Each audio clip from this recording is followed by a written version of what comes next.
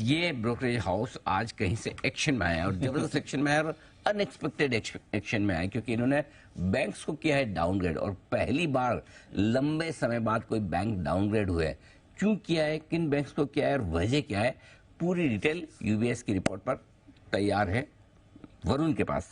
वरुण बताइए। तो अनिल जी, इन्होंने भी जो क्यू लिया है ना, आरबीआई की पॉलिसी से लिया है। अच्छा। याद होगा आरबीआई की पॉलिसी में गवर्नर ने एक स्टेटमेंट दिया था कि कुछ काफी सारे पर्सनल लोन्स है जिन पे उनकी नजर है, वो जो अपनी बात हुई थी। हाँ राइट, और उसी पे यूबीएस ने रिपोर्ट निकाली और उसी की वजह से डाउनग्रेड।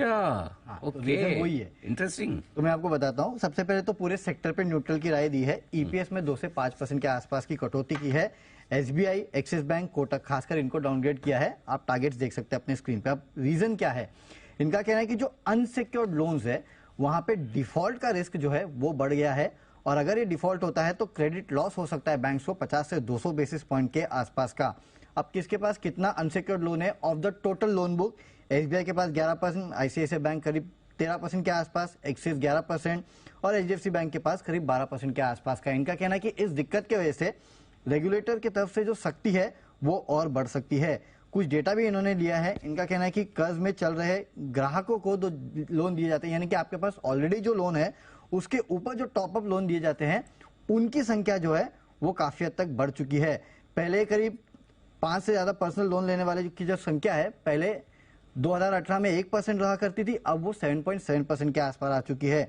कर्ज में चल रहे ग्राहकों को दिए जाने वाले लोनों के शेयर जो है, बेसिकली जो ओवरऑल डिसबर्समेंट होता है उस पर से उनका जो शेयर है पहले 12% हुआ करता था, अब वो 23% के आसपास पहुंच चुका है। यानी कि जो पर्सनल लोन्स है वो लगातार बढ़ते जा रहे हैं और पर्सनल लोन्स जो होते हैं वो बेसिकली अनसिक्योर्ड लोन होते हैं। और इनका बेसिकली ये कहना है कि स्थिति ऐसी दिख रही है कि एक लोन को रीपे करने के लिए लोग दूसरे लोन ले रहे हैं। इसके लिए कह रहे हैं कि 5 से ज्यादा पर्सनल लोन लेने वालों की संख्या जो है वो बढ़ चुकी है।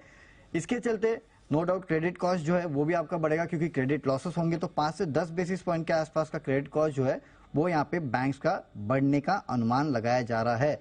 तो कहीं ना कहीं पर्सनल लोन जो है, डिसबर्समेंट्स जो है वो एक दिक्कत की बात है जिसको आरबीआई गवर्नर ने भी हाईलाइट किया था। हालांकि इनका कहना है कि वैल्यूएशन महंगे नहीं है, 1.9 टाइम्स FY25 के पी पे trade price to book value पे ट्रेड करा, हिस्टोरिकली 2.2 टाइम्स था।